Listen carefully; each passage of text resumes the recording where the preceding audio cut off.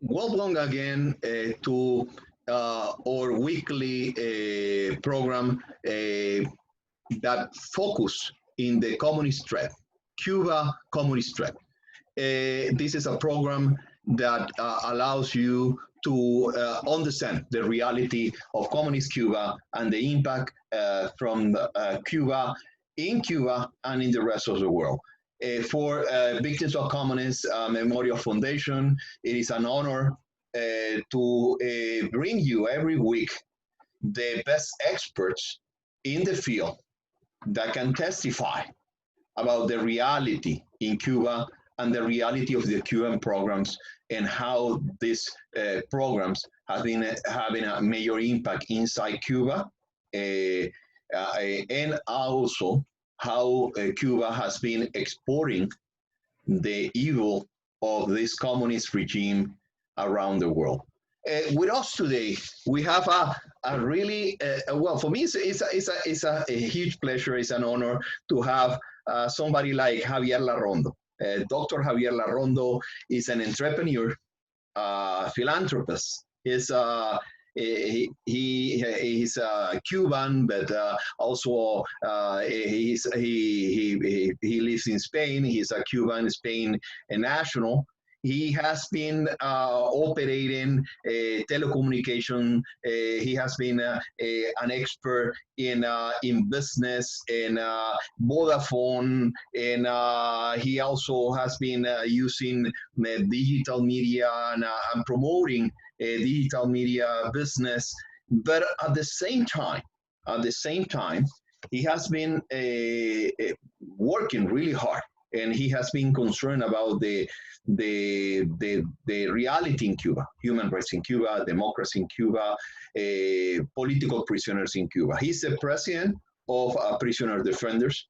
He also has been researching about the reality of the Cuban medical missions, about the reality of the health programs in Cuba, the reality of the Cuban prisoners in Cuba. He has I believe that that's an honor, and that's beyond anyone's resume. He actually knew and worked with Oswaldo Payá. He also works with José Daniel Ferrer. By the way, tomorrow we're gonna honor José Daniel Ferrer with the Medal of Freedom. Don't miss that program at 9 a.m. And also he works with UNPACU, José Daniel Ferrer, Luis Enrique Ferrer, and he has been pushing the regime to the limits. The regime has been operating without any pressure because they are under the false perception of good health programs, good education, and we know that it's not true. It's a regime that violates human rights, and it's terrible regime. So a founder of Prisoner Defenders, an entrepreneur, and also a researcher, and he's the worst enemy. And I think that the fun of this is that the regime has been receiving all his love all this time. So he has been exposing the regime and forcing the regime to respond.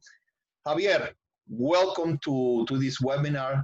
It is a pleasure to have you here. To begin with this discussion, just tell us a little bit about this Cuban medical program, this humanitarian program, according to the Cuban regime, and also talk a little bit about that, but also talk a little bit about the legal framework.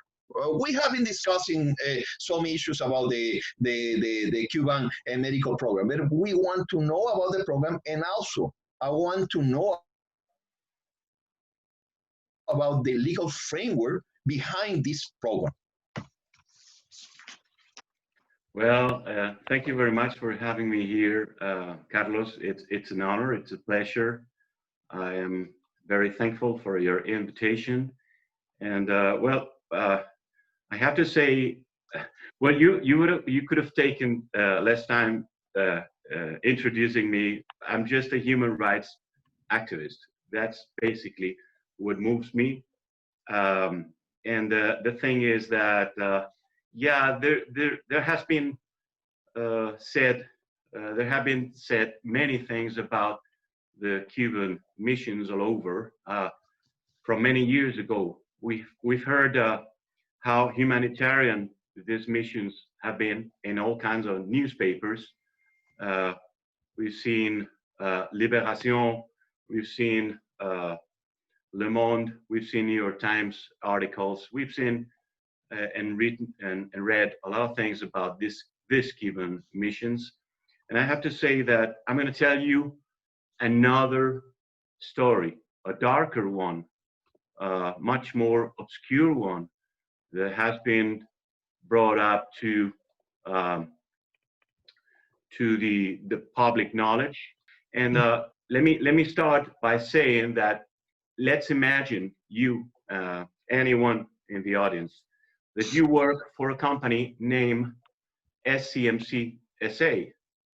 Okay, and let's imagine you finish your job after 3 years of hard work for SCMC in a foreign country without seeing your family.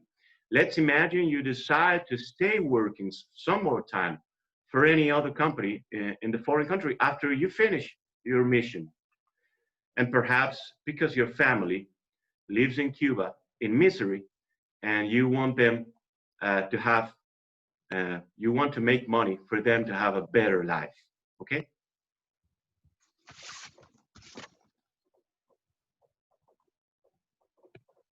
Go ahead. All right.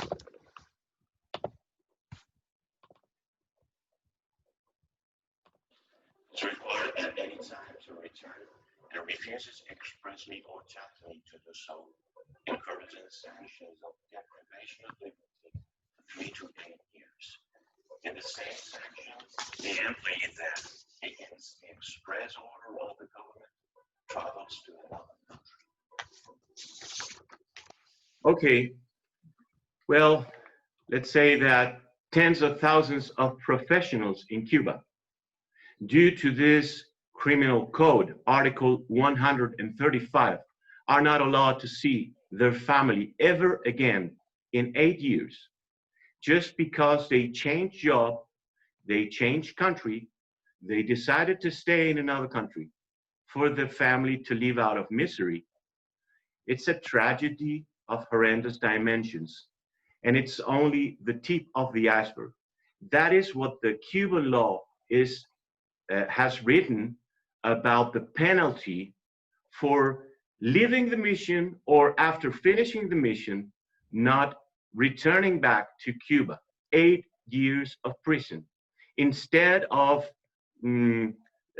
getting the loyalty of the employer by raising the salary or anything like that, like in normal democracies we have, these people threaten the Cuban doctors to 8 years of prison or not to be allowed to come to Cuba in 8 years, okay? But that's only the tip of the iceberg, because we have a resolution, the resolution 168 of the Ministry of Exterior Commerce, which basically is a disciplinary regulations for civil workers abroad, that among the duties we find return to Cuba at the end of your mission. That's a duty. The other duty, for example, is inform the immediate superior boss of your love relationships. That is the Cuban law. That is the Cuban law, and you'll be impressed because there's much more.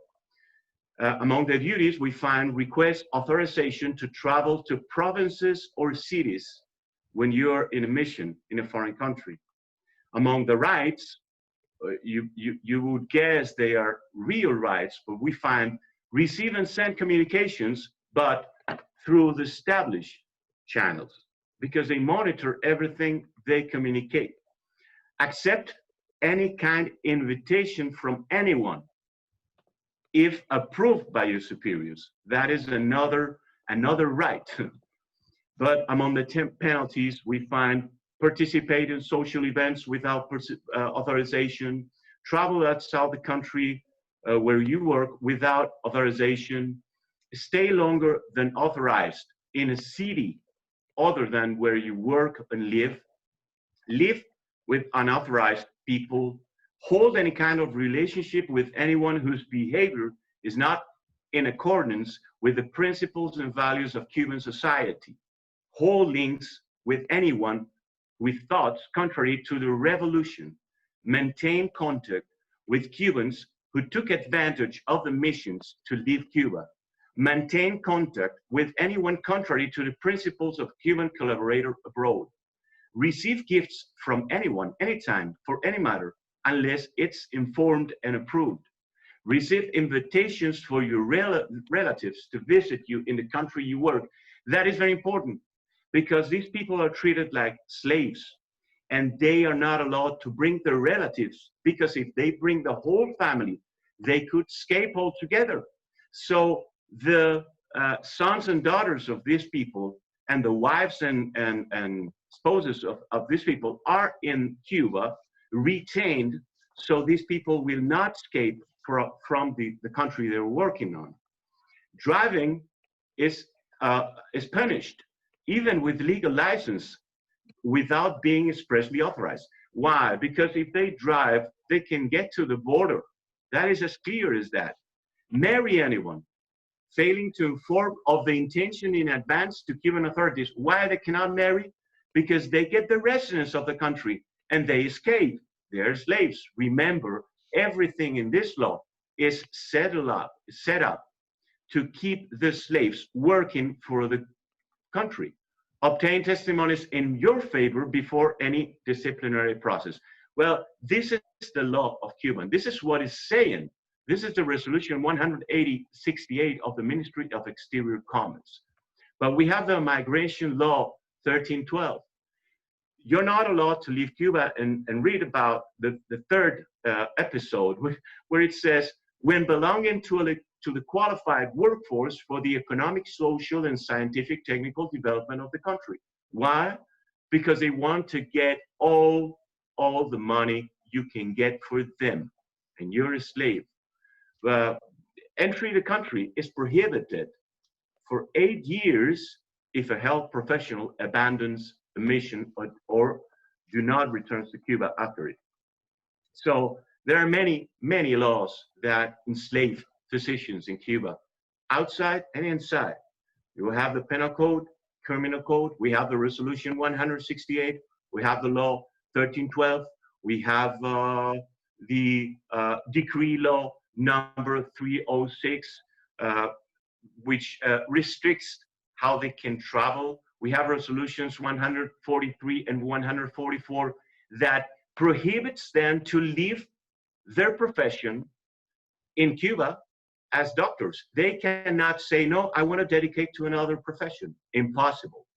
So it's an immense number of other laws conforming a slaving framework that breaches international covenants like the Universal Declaration of Human Rights, the Convention of Children's Rights, because they cannot see their parents for 8 years. There are 10,000 parents who cannot see their children anymore in 8 years, today, as we speak. The International Covenant of Economic, Social, and Cultural Rights. Well, the list is endless, okay? So that's, Carlos, the framework, the legal framework of these missions. So why they are a slave in your views? So it is about these laws that maintain them as a slave. How they have been the regime has been creating this system. How what is the role of prisoner defenders?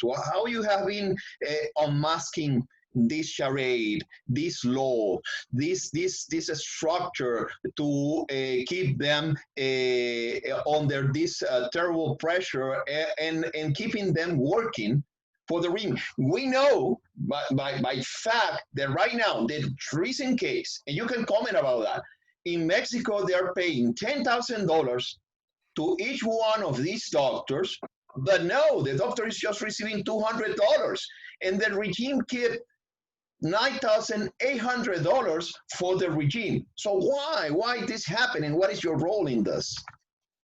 Well, Carlos, the problem is we are not against these missions. Of course, we are not against the medical missions concept in itself. The problem is that it is carried out for the regime to capture money from the slave work of these people. The regime gets from 7,000 to 11,000 billion dollars each year, when tourism gets Cuba 3 billion. So it's from more than 2 times to even 4 times the amount of money they get from tourism. And the thing is that we've discovered that in every country, they try to give the Cuban doctor the minimum salary that is established in the country, or even sometimes less. For example, in Mexico, as you were saying, Cuba is earning $10,700 per month per doctor, okay? And these people are earning $220 a month. So the government is winning more than $9,000 from their salary, and nobody is saying anything, even them, because they cannot say anything because they have their relatives in the island trapped as hostages. They are they are into a framework, a law framework that will take them to jail or have the problems for the rest of their life if they complain, if they say anything. Even we've discovered, for example, that women that go to these missions are harassed continuously by the chief of mission, because they have so much power over them that no one even contradicts that. They don't dare to go against the chief of mission. Their family is back in Cuba. They try to get doctors for missions that have children in Cuba. So when you see the percentage of doctors that have children, minor children in Cuba, from these missions are over 50 and 60%, because they try to get these people engaged. So they have hostages back in the country. It's amazing. It happened the same in Brazil. When the State Department was complaining about Brazil's situation with the doctors, it's very understandable, because the PAHO was intermediating in the middle of Cuba and Brazil. And then the doctors were the last ones to get the money. But the problem is PAHO retained 5% of every salary of every doctor every month. Then Cuba retained 85%.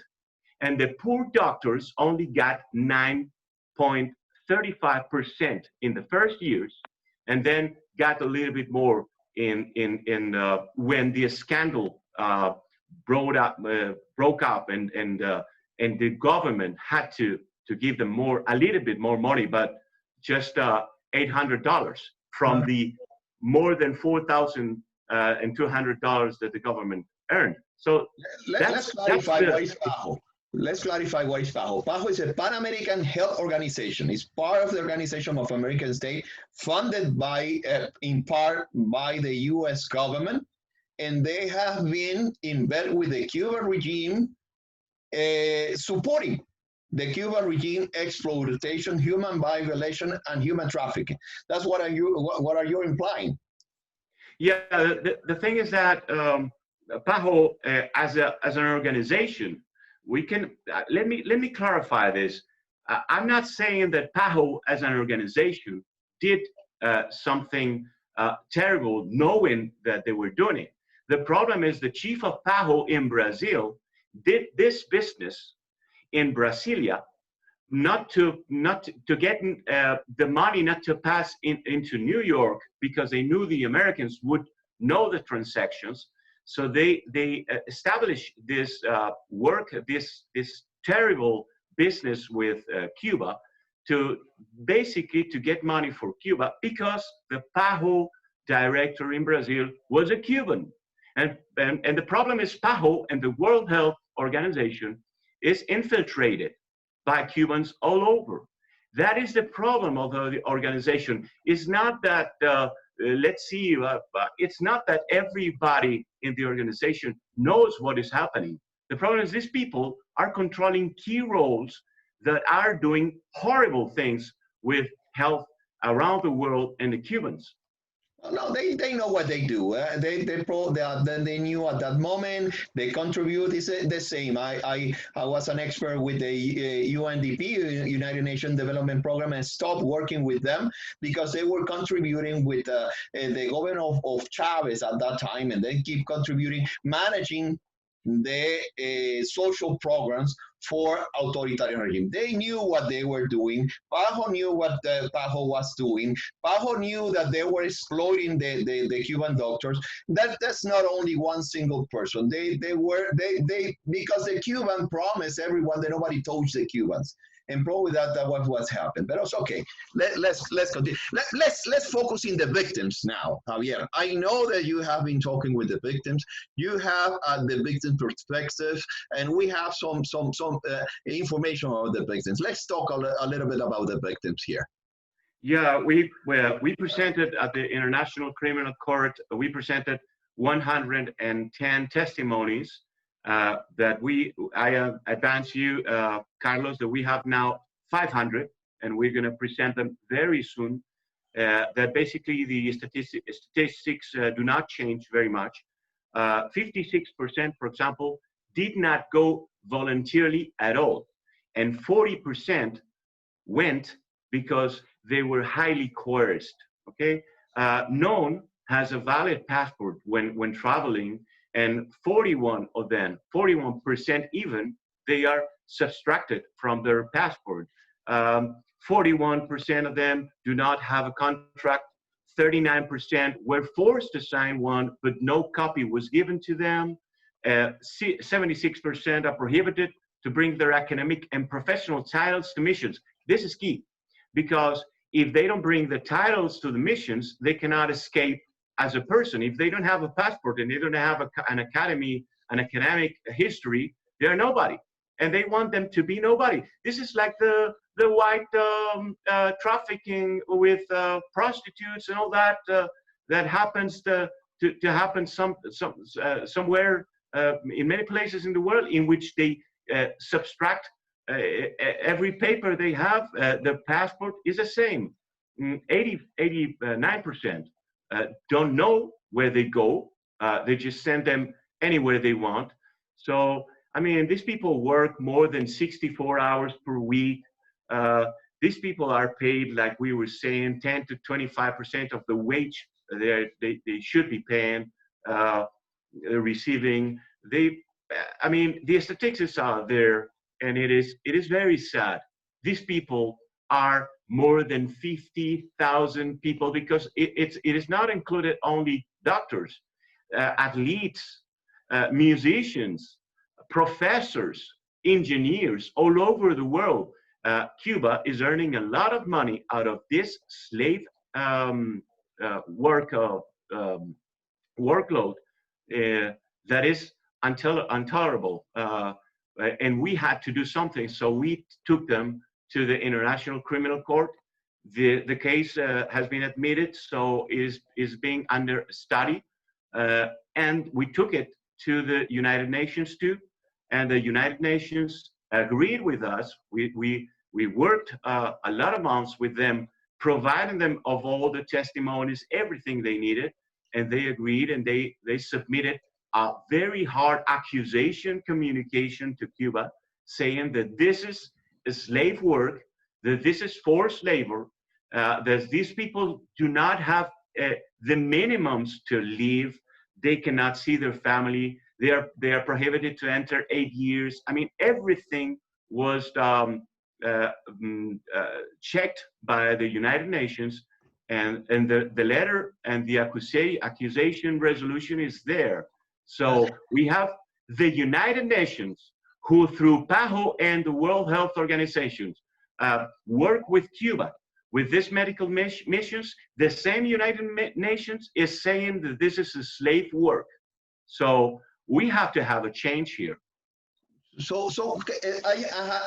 just received a question from the audience. How that works? Cuba is not part of the treaty, the Roman treaty. It's not part of the International Criminal Court. Oh How yeah. this Okay. Okay. court can be Yeah. can be status of Rome, the Rome status can be applied to Cuba when Cuba is not part of that. Yeah, but there is a thing here. We studied very much. We are all lawyers, except me. I'm an engineer. The rest of the team and founders are all lawyers. And we started the thing that this is happening in countries who are signatories of, who are members of the Rome Statute. So these crimes are happening in these territories. So it is possible, yeah, to put a case in the criminal court, and that's why it was accepted, and that's why they are studying it, because the crimes are being committed in countries, in 51 countries we counted, that are part of the Rome Statute. That's why. So you think that Fatou Bensouda will move ahead knowing that she's a friend of Maduro and all the crooks in this world, the prosecutor in the International Criminal Court, she's openly in favor of this country. So do you think that is an opportunity there for this case? Well, Carlos, we know about the attorney and her work, and we know that she's putting a lot of effort to see what happened in Afghanistan, but at the same time does not put any effort in what is happening in Venezuela, in Cuba, and in many other places. So yeah, we know the problem, but what we're doing is proving everything, so she has a very hard time to say no. And if she keeps on behaving like that, she will lose the post, because there are many people asking around the world what is happening with the criminal court, with the International Criminal Court. And there are movements all over.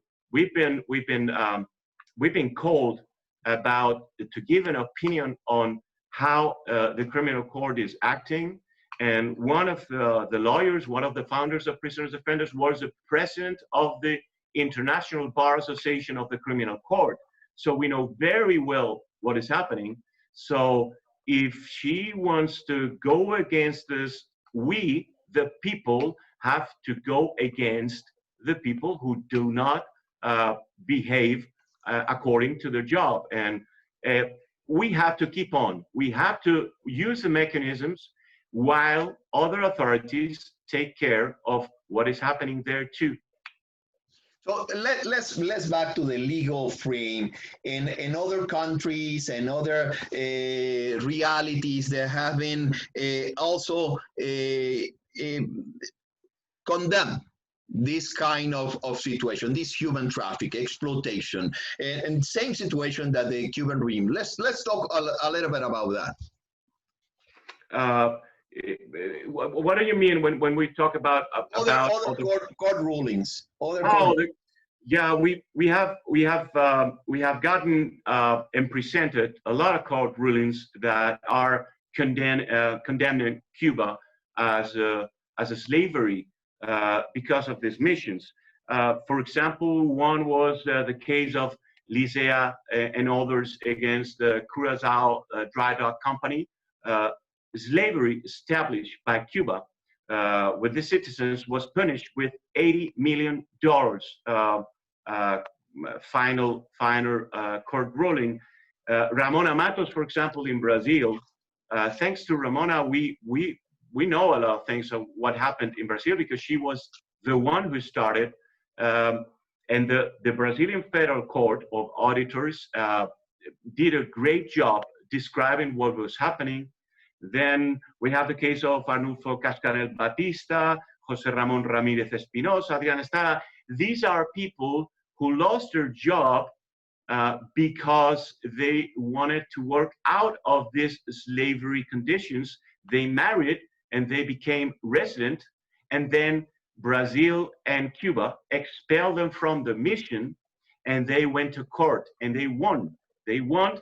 They could marry because at first they didn't let them marry because the agreement between Brazil and Cuba had a clause that said that if a Cuban marries in Brazil, the authorities have to impede so.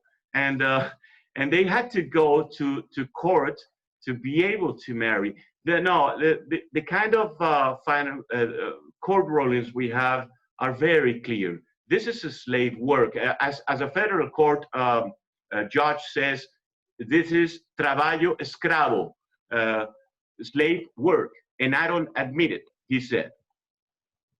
And what about the human tragedy behind this? So let's talk a little bit about, after this court decision, the human tragedy, and what is the dimension of this tragedy?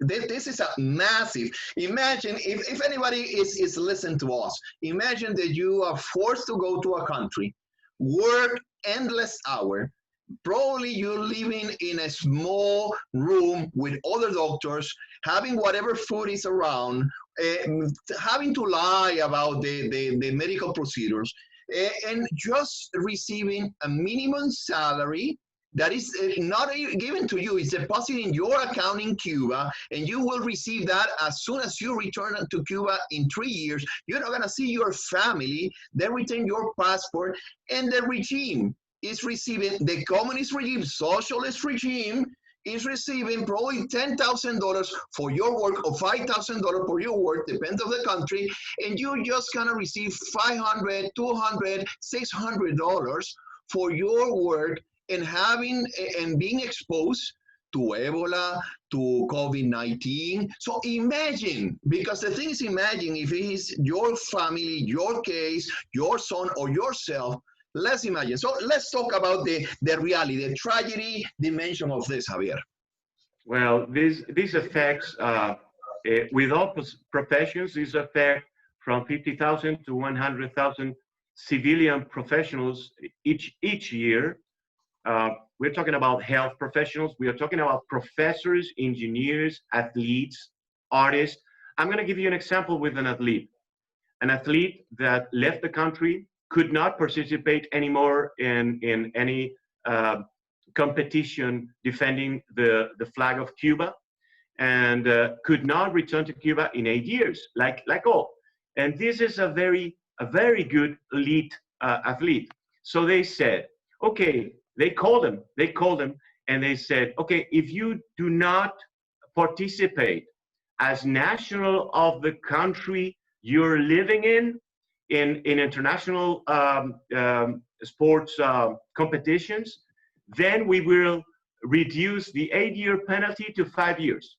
That's how these people play with your family, your basic human rights. It's the largest income of Cuba. It's 8 to 10 to 11. It has been even 11 some years, $billion. As compared to tourism, which is 3 billion, or remittances, for example, from people that send money to the family, which is 4 billion, more or less. And well, we have more than 100 countries that have hosted these Cuban activities. So the dimension is horrendous. The United Nations talked about more than 30,000 professionals, medical professionals, in their resolution. But there are much more in other professions. No, it is, and if you see these numbers, from the 3 billion in tourists, you have all the Canadians and other people that goes to Cuba looking for sexual workers in Cuba. So that is exploitation too. And the remittance too is people that work really hard to send money to Cuba because they are under terrible health and situation, and because they don't have enough money in Cuba to buy some food, and they need the dollars, hard currency, to buy some food. So it's all the charade, all the regime, Cuban regime, is based in exploitation and slavery. So back to slavery. So back to your organization, Prisoner Defenders, your fight against slavery in Cuba. So what is the legal arguments that you have behind your fight against this terrible situation? Yeah, when we talk about slavery, we think that people are chained with metal, their hands, their feet. But today, the things are easier because there are boundaries, there are laws, there are certain things that help this when a country wants to be evil. And in this case, we had a very creative idea of one of our lawyer, our legal director, who decided to go to Roman law, because Romans had slaves and were the first ones to put the slavery into the law as a transaction. And they defined the 3 levels of slavery, but not because they were punishing it, but because they were establishing the properties you have over a human being. And these 3 properties are the right of use, okay, the ability to decide when the slave should be used and for what, the right of profit, because the profit can be for the owner or can be for another one. So it's the ability to obtain for the benefit of the owner all the maximum possible performance of the slave work or qualities, and the right of abuse, the ability to even destroy the slave, kill him without any repercussion when he or she is no longer useful. These are the 3 properties. In Roman, it says ius utendi, ius fruendi, ius abutendi. These are in the root of all the European laws when we talk about this kind of properties of the human being. So it is very applicable in the Institute of Rome also, because the Rome Institute defines slavery as it is covered by the 956 Convention of Slavery, and it defines slavery as the exercise by a third party of any of the rights of a human being's property, any of them. So any of them, we are talking about 1 of 3. But does Cuba have the capacity to decide when doctors and people in Cuba should be used and for what? Right of use or ius utendi? Yeah, clearly. Does Cuba have the capacity to obtain for the benefit of the regime all the maximum possible yield from their work? Right of enjoyment or ius fruendi? Yes. Does Cuba have the capacity to destroy the lives of people without any repercussion when they are no longer useful for the system? Right of abuse or ius abutendi? Yes. So we have 3 of 3. It's complete slavery as defined in all international laws. Is Cuba an island full of slaves at the service of a dynasty?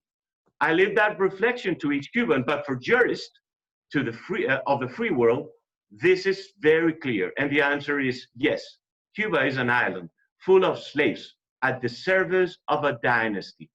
And we have to end that, because they are exporting the same system to countries. There are boundaries to the United States, boundaries to democratic countries that affect us. For example, the Netherlands are affected by what Cubans are doing in Curacao and all the islands all over there. So we are all over affected by what Cubans are doing, because they are having this 1959 revolution smell of freedom and all that. And people are still remembering that was a dream. No, that was not a dream. That was a complete lie. That was a complete lie. And we are really suffering the problem of many people believing that these are people, well, they are trying, but it is very hard because they are fighting against them. No. These people are slaves. They are not even socialist or communist or anything like that. They are an autocracy of a dynasty that is enslaving their people. So it's undescriptible, unnameable. This is something that is happening in front of our eyes, and we have to stop it soon, because it will enter into the parades in the States, the parades in Chile, it contaminates all South America. We have to do something soon. And now we can, because they are weak.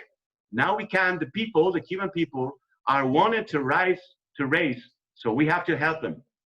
No, well, in fact, there was a moment in which they began to lose the battle because Brazil decided to offer payment directly to the doctors. Brazil never failed the doctors. What Brazil offered was paying directly to the doctor the same amount of money, the same $6,000, $8,000 that the Brazilian government was paying to each one of these doctors. They offered pay them directly, not to the Cuban regime. That's why the Cuban regime took the doctors out of Brazil. They were never expelled from Brazil. They were losing the battle in Bolivia. They were losing the battle in But with COVID-19, this terrible regime has been trying to use the same doctors and move, because this is for profit. This is a communist regime that makes profit out of exploitation. What about that? What is its profit? It's not socialist, it's not communist, it's just mere, simpler, dramatic, terrible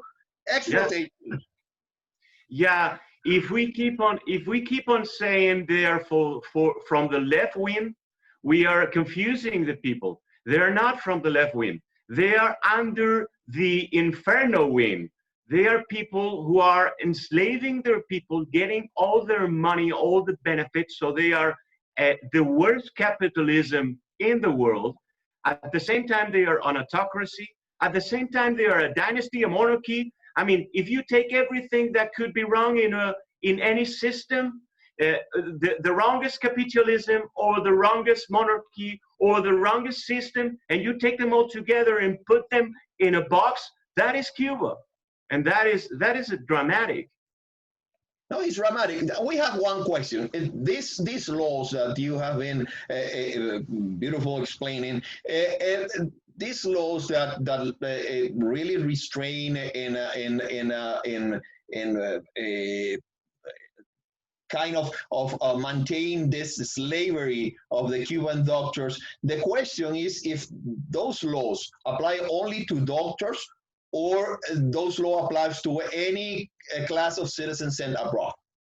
Yeah, and I mean, for example, the regulation 168 applies to any professional, civil professional that lives abroad and works for Cuba, or any business, Cuban business. Okay, the code, the criminal code, Article 135 applies to everyone, but only, of course, affects the ones who travel outside to work for the country, to work for the government or any other company from the government.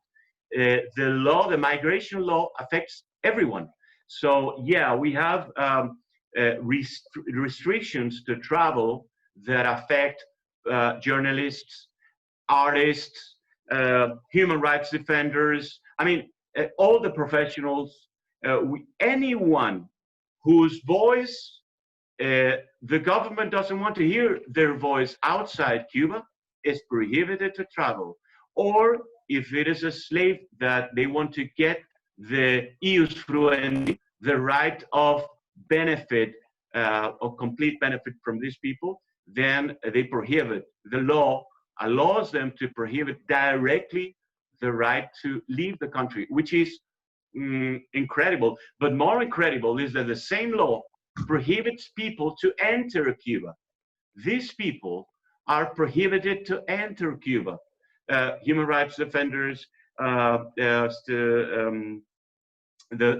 doctors who have left mission, they're prohibited 8 years. There are many people who have even tried to get there. For example, there was a case, and I think you were there in the OAS one time, yeah, that we saw the testimony of a doctor who is incredible. His daughter was having a very hard time, very ill, and she was in the hospital. So see, he had the prohibition to travel to Cuba, and he decided to go anyway. So he presented there at the airport, and they said, no, you cannot enter Cuba. Hey, my daughter is having an awful time in the hospital, and the doctors are saying it is because she doesn't see me and she's emotionally being killed. So I need to see her. No, you can't. So he had to go back to where he was residing outside Cuba, and he didn't see his daughter. So this is Carlos. I always think about the doctors. I talk to many of them. I talk every day. I talk with a doctor.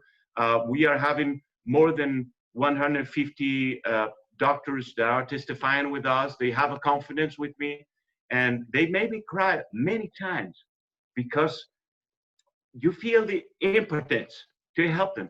It's kind of impossible to help them in a short time. And I'm not a right-wing guy. I'm not a left-wing guy. I'm a center guy who wants to help people in their basic human rights. And sometimes I feel the impotence of not being able. And these people are suffering an awful life. Are those doctors, 100-something doctors, willing to go to the ICC and testify directly at the ICC, go in there and explain their cases? Well, the procedure is the following. Once the attorney office accepts the case in the phase that they will get people to testify, they will, of course, call Raúl Castro, Miguel Díaz-Canel, and all these people. So it will be the case that they will submit an international detention order in the countries of the Rome Institute. And at the same time, they will ask these 500 people to testify. And of course, they have to promise these people to have complete confidentiality and protection, because these people's families still live in Cuba and they are threatened. So that is a delicate question. For example, with the United Nations, they asked me the codes. I have them by code.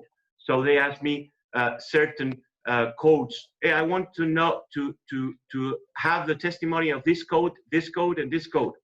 And I asked these doctors, I talked to them, no, you're going to be protected. I know this person from the United Nations. He's going to be very serious. He's going to write a paper with complete the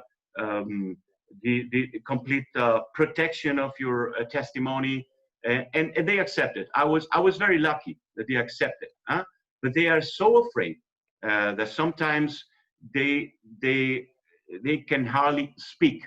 So it was an enormous confidence they had in our organization for 500 testimonies to be given to us.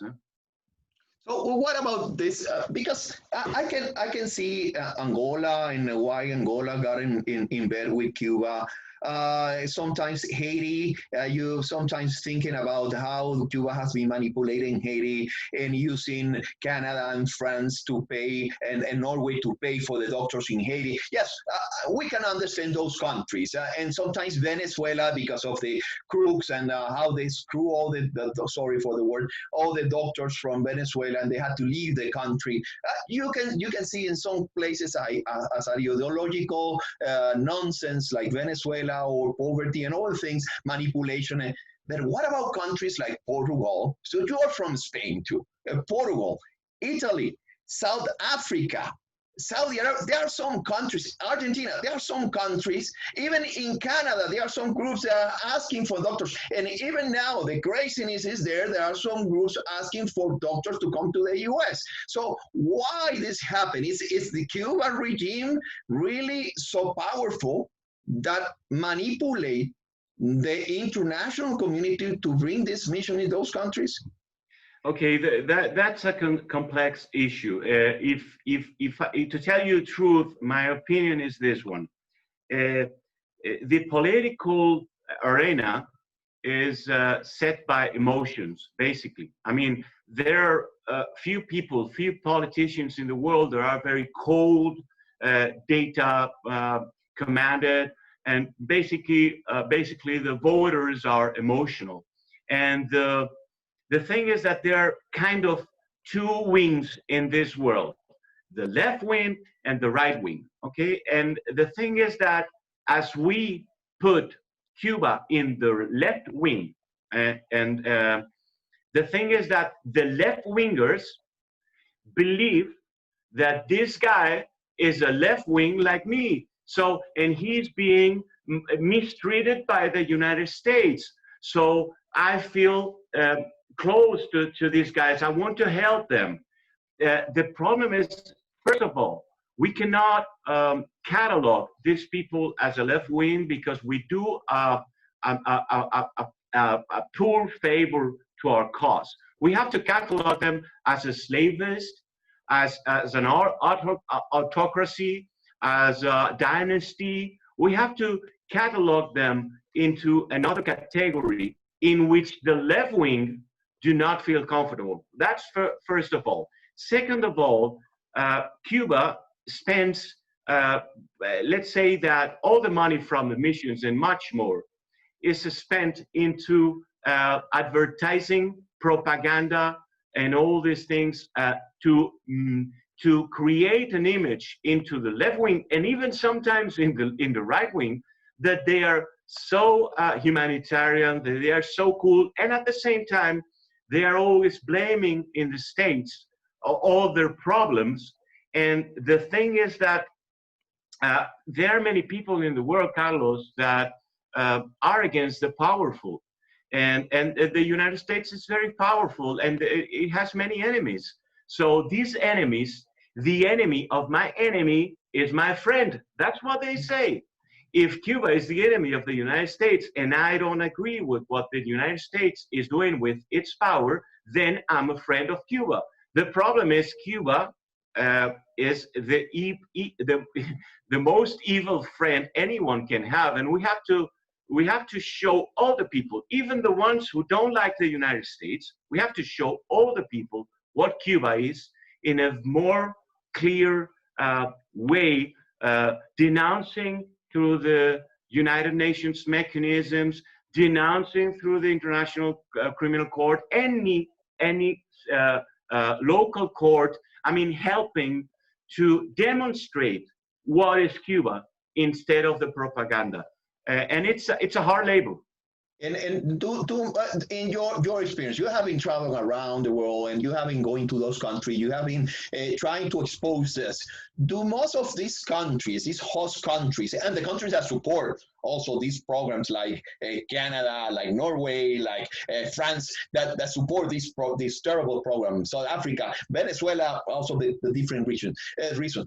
Do most of these host countries know that the Cuban doctors are being forced against their will? And the second part of these questions is what actions are being taken to hold the host countries accountable for this? Okay, when you talk about do Portugal support the Cuban missions and they know what they are about, I wouldn't say Portugal as a country. I would say the government of Portugal today, because this changes very soon. For example, if you tell me about what the Popular Party in Spain thinks about the Cuban missions, it's obvious. But for example, in Spain today, the socialist government has been advised about what the missions are, and they have stopped some presidents of the autonomies not to hire the Cubans because they already know what they are. So it's important to give knowledge to these people about the details with proofs, and not only with affirmations, but with proofs. The United Nations resolution, it's a great weapon. For example, a Euro parliamentary in Spain, from Spain, Javier Larrondo, which is it's the vice president of the relations of the parliament between Central America, Cuba, and Europe. He submitted a letter to Josep Borrell, to the president of Spain, and to the president of the autonomy, who wanted to hire Cuban doctors as soon as he knew. And then he stopped it because these people read the United Nations resolution and said, wow, we're going to get in trouble if we get into this. So they stopped it. It's important to disseminate the fact information, and not only the emotional, but the fact information, do legal work and do diplomatic work with this fact information, because it works. I can tell you that I've changed the mind of some people from the left. And when some guy from the left wing, which is sane, I'm not talking about the ultra left crazy people. I'm talking about a reasonable left wing people who see these facts, then they become against this even more than the right wing people, because they feel betrayed even. Do you know Luis Almagro? Luis Almagro comes clearly from the left wing. He's a social guy, and he's the worst enemy of the Cuban and Venezuelan dictatorships, because he's a sane guy from the left. So we have to do a lot of work disseminating information through diplomatic and NGOs and organizations like the United Nations. No, there are some intellectuals from the left that have been denouncing the Cuba or the Venezuelan regime, like Bernard Henry Levy, that has been saying they live in the darkest time. There are some intellectuals from the left that have been criticizing this regime, because this affect not, this also affect right and left. This is not a thing about ideology. This is about exploitation. This is about slavery, human trafficking, and a terrible authoritarian, terrible regime that has been exploiting, and without any contemplation, using the money for corruption. The family from Fidel, the family from Raúl, living the life of the rich and famous in Spain, in Italy, having fun with the money from the Cubans and from these countries that are so stupid that they believe that they are helping this terrible regime. Yeah, there are people today that are acting very wrongly in that sense, and we have to be I mean, I am very patient with these people. My role is not to convince the right wing about what Cuba is. My role is to convince the left wing what Cuba is. If I convince the left wing what Cuba is ended, because Cuba is supported by the world's left. So there are some comments, even Carlos Franchi, one of our comments from Goodman is Carlos Franchi, intellectual with the revolution. There are several people breaking with this regime, but there are some people that believe that they found the prestige island there with the undefeated communist and socialist wonderful ideology, and they are revitalizing this terrible things, exploitation, human trafficking. This is terrible. Yeah, human trafficking outside the island, interference with politics all over where they step, and with the worst techniques. They have spies in Spain. We expelled 2 spies recently because they were living here for 8 years spying us. And we discovered it very lately, I mean, like 4 or 5 months ago. They are all over the world doing crap, basically. Sorry, but that's the word, doing human crap. And they are also, I mean, putting in jail, for example, they have 8,400 people in jail who have not committed a crime. They call it pre-criminal. You know the movie, that movie from this guy Tom Cruise, Minority Report. Mm-hmm. Well, they have these minority reports without any technique. They just say, no, I think you're gonna commit a crime in the future, and the law is written like that. Anyone who behaves in a way that we can advance that in the future will be committing a crime against the socialist moral, should go to jail from 1 to 4 years, like that. Well, no, it's terrible. Well, thank you very much. We can keep talking and talking and talking for hours. This is a perfect for a second program. Thank you very much for your participation today, for your work, and keep the good fight. Keep fighting the fight. In the name of Victims of Communism Memorial Foundation, we have been honored to have you in our program and to share with you the same battle and to continue this thing. Before saying goodbye, I gotta give you 1 minute for your final words. I want to just inform that we're gonna have a special program tomorrow. We're gonna honor our friend Ferrer from Cuba. He spent time in jail because he believed in democracy and human rights, and we want to honor his work. At 9 a.m. tomorrow, please join us for the special program, the roll call, and keep fighting against these terrible regimes. Next week, we're going to have Mario Diaz-Balart in this program talking about the same Cuba, the regime, the medical missions, and how we're going to move forward.